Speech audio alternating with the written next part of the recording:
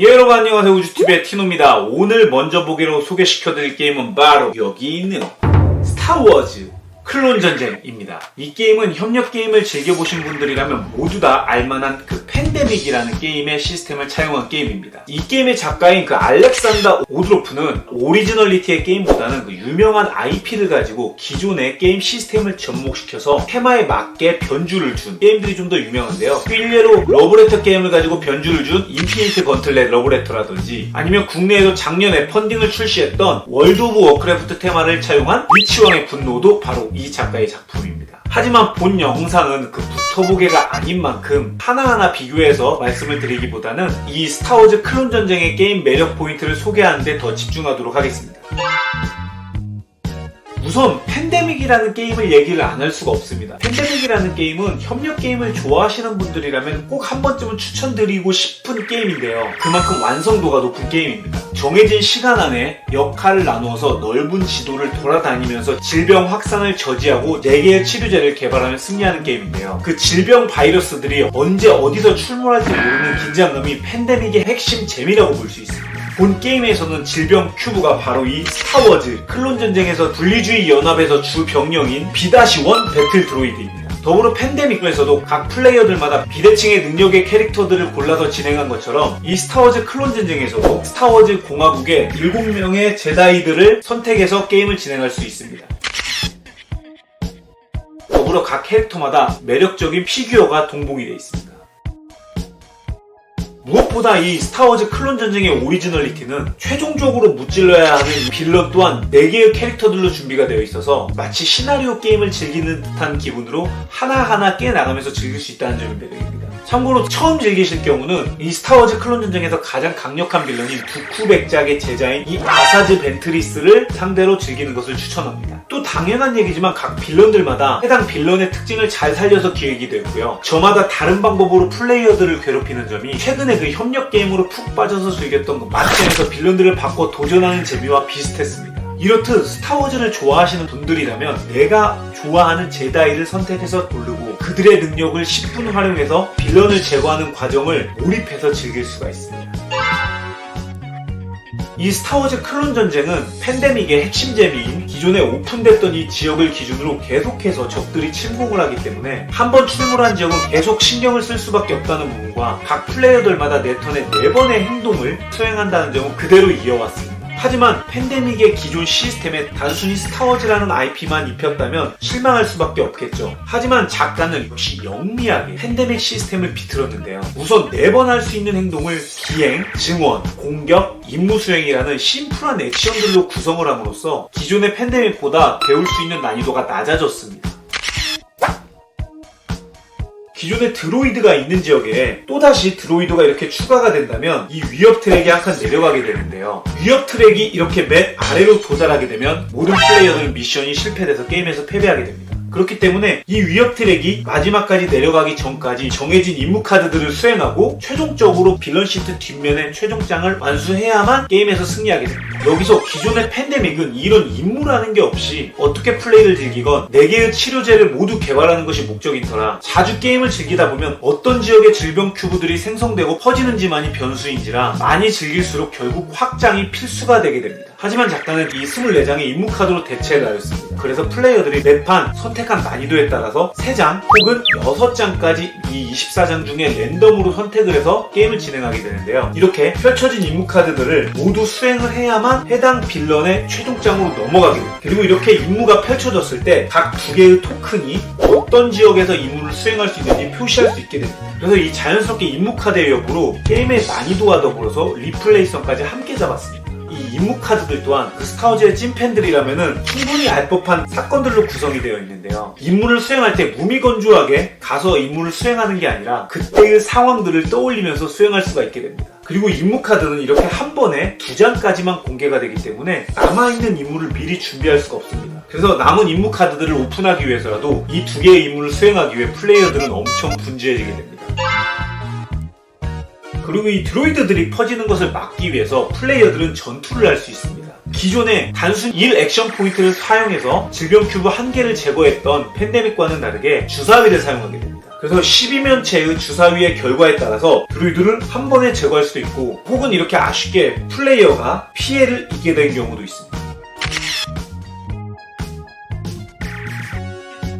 이때 피해를 입었다면 피해를 입은 만큼 자신의 스쿼드 카드를 제거하게 되는데요. 이 스타워즈 클론 전쟁은 각 플레이어들끼리 이 스쿼드 카드들을 자신 앞에 이렇게 내려놓고 사용을 하게 됩니다. 각 스쿼드 카드들은 이렇게 전투 시 도움을 주기도 하고요. 이동 시 비행 카드를 이용해서 한 번에 2칸을 이동할 수도 있고, 혹은 피해를 입었을 경우 이렇게 피해를 막아주기도 합니다.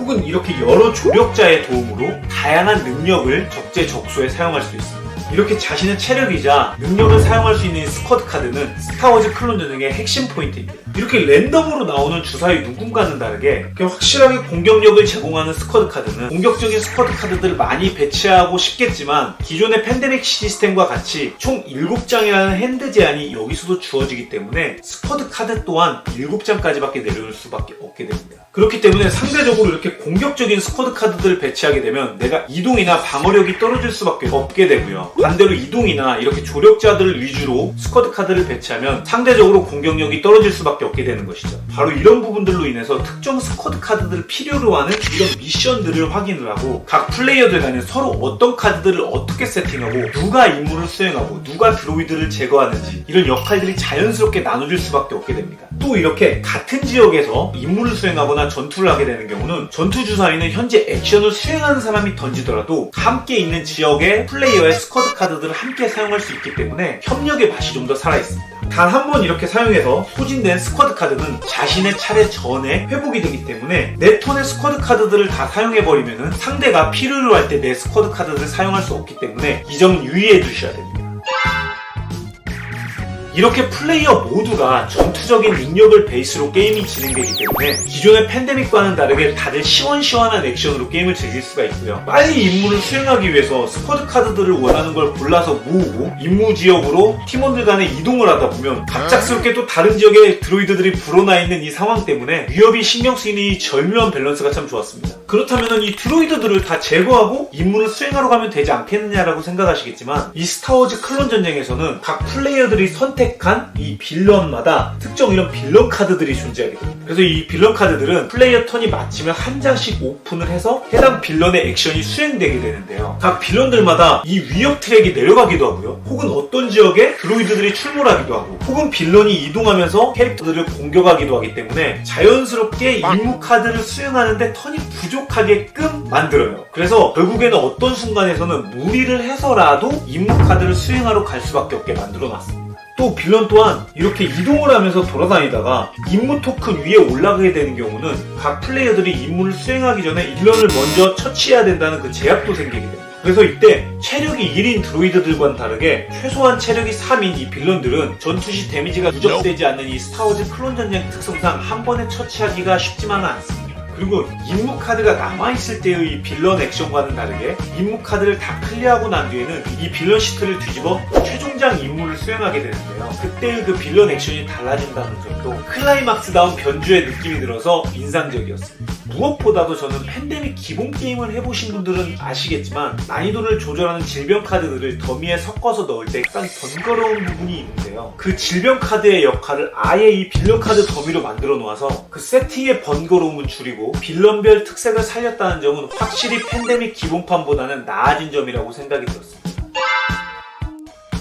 이렇듯 이 스타워즈 클론전이 테마의 컨셉도 그리고 팬데믹 게임의 재미도 잘 계승했습니다. 무엇보다 난이도별 존재하는 이 임무 카드로 인해서 빠른 세팅 및 높아진 리플레이성이 장점이기도 하고요. 한 지역에서 질병이 추가될 때 이미 그 지역에 질병 큐브가 3개가 있으면 주변으로 확산이 되는 요소가 이 스타워즈 클론 전쟁에서는 없어졌습니다. 대신 드로이드가 하나 추가돼서 4개 이상이 될 때는 위협 트랙은 그대로 하나 내려가고요. 봉쇄기지라는 게 이렇게 생겨나게 됩니다. 그래서 이 봉쇄기지는 체력이 2가 되고요. 앞서 빌런처럼 봉쇄기지가 임무 지역에 있는 경우는 임무를 수행하기 전에 봉쇄기지를 먼저 파괴해야 임무를 수행할 수 있는 부분으로 컨셉에 맞게끔 페널티 요소가 변경이 되었습니다. 그리고 처음에 주사위를 던져서 전투를 수행한다는 그런 우려와는 다르게 이 스쿼드 카드의 존재로 인해서 주사위의 눈금으로 인한 중요한 순간에 성공이냐 실패냐의 그런 판가름이 나는 부분은 그렇게 많이 자중하진 않았고요. 오히려 임무 카드가 성공하더라도 무조건 받게 되는 피해라든지 주사위를 던졌을 때 나오는 이런 피해 마커로 인해서 스쿼드 카드는 무조건 버려야 되는 상황에서의 고민, 즉 스쿼드 카드의 관리가 더 관건이었습니다. 또 빌런들을 처음 마주할 때는 미처 대비하지 못한 그 뒤통수 맞는 기분이 마치 팬데믹 레거시를 처음 즐겼을 때의 느낌도 사뭇 들게 했고요. 그리고 한번 빌런들이 어떤 카드들이 있는지를 다 파악하고 난 뒤에는 반전이나 놀라움의 재미보다는 임무 카드들을 늘려서 높은 난이도를 도전해서 클리어하는 재미로 즐기실 수가 있습니다. 물론 스타워즈의 테마를 모르신다면 게임의 몰입도 자체는 조금 떨어질 수가 있습니다. 하지만 이 스타워즈의 스토리가 메커니즘의 재미의 주축을 이룬다기보다는 팬데믹이 갖고 있는 그 팀원들 간의 유기적인 위기관리 능력이 더 재미의 주축을 이루고 있기 때문에 쾌적하고 빠른 협력 게임을 좋아하시는 분들께는 추천드리고 싶은 게임입니다. 이상 스타워즈 클론 전쟁의 먼저 보기였습니다. 현재 이 스타워즈 클론 전쟁은 MTS 게임즈에서 와디즈 펀딩을 통해서 지금 주문을 받고 있고요. 자세한 가격과 그리고 이루어진 구성 부분들은 와디즈 펀딩 사이트를 한번 확인해 보시길 바라겠습니다. 그럼 저는 또 다음에 재미난 게임들 들고 여러분들께 돌아오도록 하겠습니다. 그때까지 모두 재미난 보드라이프 되세요. 그럼 안녕!